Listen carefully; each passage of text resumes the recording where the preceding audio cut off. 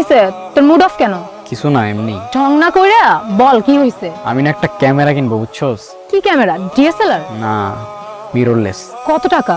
60 60 টাকা? 1000। অত টাকা তুই কোথায় পাবি? আমার 40-এর মতো জমানো আছে, আর 20 বাকি। তাহলে তো কাছাকাছি হয়ে গেছে, এত টেনশন করতেছস কেন? কিন্তু সমস্যাটা হইতেছে, কি সমস্যা?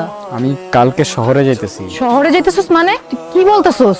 তুই ওখানের মানুষজনকে জানোস কেমন? আরে ধুর, আমার পরিচিত একটা বড় ভাই আছে, ফেসবুকে পরিচয়, ফটোগ্রাফার। আর সেকেন্ড হ্যান্ড ক্যামেরাটা যে কিনবো উনিই ম্যানেজ করে দিছে। উনি অনেক ভালো মানুষ। ফেসবুকে পরিচয় একটা মানুষের কথায় তুই তাকে ট্রাস্ট করে ফেলছস? ফাহিম ভাই আমার অনেক দিনের পরিচিত, সে অনেক ভালো মানুষ। তুই কারো সম্পর্কে না জেনে কথা বলিস না। আমি অত কিছু বুঝি না অর্ণব, তুই কালকে শহরে যাবি না। আমি যাব। তুই যদি কাল শহরে যাস, আমি আর কোনোদিন তোর সাথে কথা বলবো না। শোন, আমি কাল যাচ্ছি। সেদিন রাতে কিচ্ছু ভাল লাগতেছিল না। একে তো ঐশীর সাথে ঝগড়া হলো, তার উপর বাবা মার সাথে চিল্লাচিল্লি করে ফেলছিল। তারপরে মনের মধ্যে একটা এক্সাইটমেন্ট কাজ করতেছিল, নতুন একটা জার্নি, এত দূরে কখনোই একা যায়নি। হ্যাঁ ফাহিম ভাই, কই আপনি? হ্যাঁ ভাই, আমি তো একটু কাজের মধ্যে ফাইসা গেছি। আমার ছোট ভাইয়ের ক্যামেরাই, বুঝছো, ক্যামেরার কন্ডিশন একদম ফ্রেশ। তুমি ওর কাছ থেকে ক্যামেরাটা নিয়ে নাও। আচ্ছা ভাই, ঠিক আছে, তাহলে আমি ক্যামেরাটা নিয়ে আপনার সাথে দেখা করতে আসতেছি। আমি তোমার ওর নাম্বার টেক্সট করে দিয়েছি, তুমি ক্যামেরা নিয়ে নাও। আচ্ছা ভাই, আমি নিয়ে নিতেছি। আচ্ছা।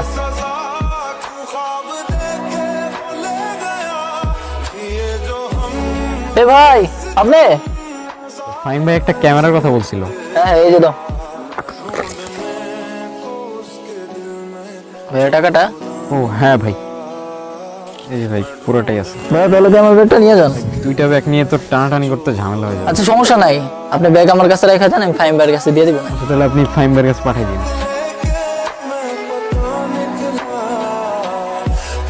ফাইনালি এত কিছুর পর ক্যামেরাটা কেনা হইলো।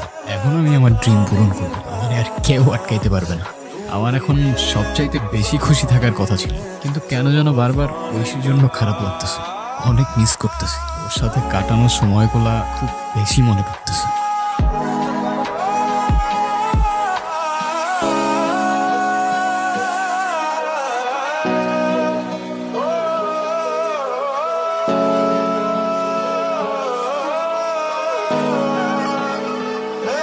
আমার ক্যামেরা এইখানেই তো রাখছিলাম।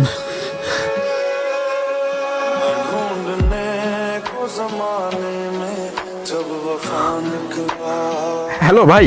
হ্যাঁ, কই তুমি? ভাই আমি অনেক বড় একটা বিপদে পড়ে গেছি ভাই। কেন, কি হইছে? ভাই আমি জানি না আমি এখন কি করবো, আমি বুঝতেছি না। আচ্ছা, সমস্যা নাই, তুমি চলে আসো, আমি তোমারে আমার অ্যাড্রেস দিয়েছি।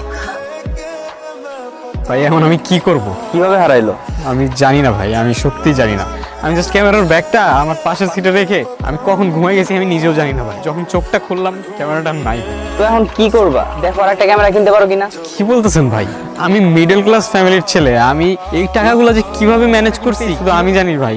আমি আরেকটা ক্যামেরা এখন কিভাবে কিনবো? তো ভাই, আমি এখন কি করবো বলো? ক্যামেরা ছাড়া তো আমি তোমার কাজ দিতে পারবো না। ভাই আমার কাজ লাগবে না ভাই, আমি তো শুধু শহরে আসছি ফটোগ্রাফিটা শেখার জন্য। আপনি শুধু আমার ফটোগ্রাফিটা শেখান। ভাই তুমি একবার বুঝো, আমি ক্যামেরা ছাড়া তোমার কেমনে ফটোগ্রাফি শিখাবো? আর আমার কি কোনো কাম কাজ নাই? রাস্তাঘাটে যারে বা মোড়ে ধরে ধরে ফটোগ্রাফি শিখাবো? ভাই আপনি জানেন না আমি কত কিছু পার করে শহরে আসছি। এইসব আজারে প্যাশন দিয়ে না কিচ্ছু হয় না। মাঠে নামতে হইলে টাকা নিয়ে নামতে হয়। তোমার মতো বলাবান কত আইলো আর গেলো।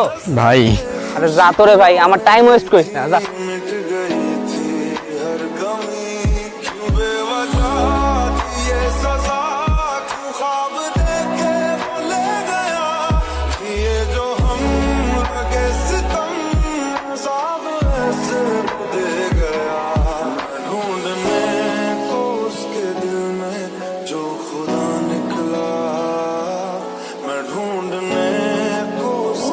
কি মনে করছস আমাকে শহরে আবি আর সবাই তার হেল্প করতে লেগে যাবে না? ঠেকা পড়ছে তো আমার, না? শোন, আমাকে শহরে যারা নতুন আহে না, ওগুলোকে আমি এমনিই খেলি। এই শহরে আমি নতুন হইতে পারি কিন্তু খেলোয়াড় অনেক পুরান। ক্যামেরাটা দিয়ে দে। ফাহিম ভাই, আপনার আমি চোখ বন্ধ করে ট্রাস্ট করতাম, কিন্তু আপনি ট্রাস্ট রাখার যোগ্য না।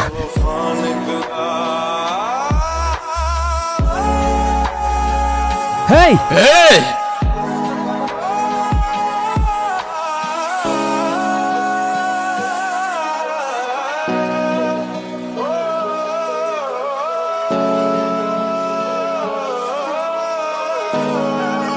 এই সিচুয়েশনে আমি আর বুঝতে পারতেছিলাম না আমি কই যাব। চোখের সামনে এতগুলা রাস্তা, তারপরও আমি একটা অন্ধকার চিপার মধ্যে পড়ে আছি। চিপায় পড়লে আমার একটা মানুষের কথাই মনে পড়ে। ঐশী। অর্ণব, আচ্ছা তোকে একটা জিনিস দিব, রাখবি? কি? আমার তো তেমন সামর্থ্য নাই তোকে তেমন কিছু দেওয়ার। সে ক্লাস 8 থেকে আমি এটার মধ্যে তোর জন্য টাকা জমাইছি। 20,000 হয়তো হবে না, কিন্তু যা হবে তোর হয়তো কাজে আসবে। নে এটা। তুই কি করতেছিস এগুলা? তোর আমার নিয়ে টেনশন করতে হবে না। আমি বাসায় বাবার সাথে চিল্লাচিল্লি করে কালকে কিছু টাকা ম্যানেজ করে ফেলছি। আর আপাতত মিররলেস নিতেছি না, একটা ডিএসএলআর দিয়ে কাজ চালাই নিব। তারপরেও তুই প্লিজ রাখ এটা। তোর দেওয়া গিফট তো আমি ঠিকই নিব, কিন্তু এখন এটা আমি তোর কাছে জমা রেখে যাইতেছি। দেখ, এটা তোর একটা ইমোশন, আর তোর ইমোশন আমি ভাঙতে পারি?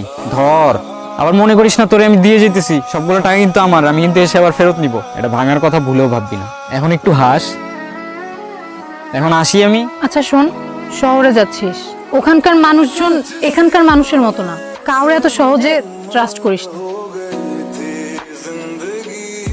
কার ট্রাস্ট কে ভাঙে, সত্য মিথ্যা কেই বা জানে। এই তো জীবন, এখানে কেউ জিতে আর কেউ হারে। দূরের মানুষ কাছের হয়ে সুযোগ বুঝেই চাকু মারে।